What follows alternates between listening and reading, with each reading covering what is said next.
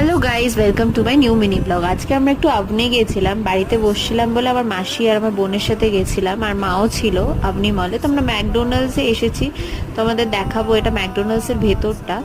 তো এই যে দেখো, এটা আবনি মলের ম্যাকডোনাল্ডস। এখানে আমরা একটু এসছিলাম ডেজার্ট খেতে। তো এই যে দেখো, আমরা নিয়েছিলাম চকলেট সানডে আর স্ট্রবেরি সানডে। তারপর আমরা একটু নাইকা স্টোরে গেছিলাম, একটু আমার মেকআপের কিছু জিনিস কেনার ছিল।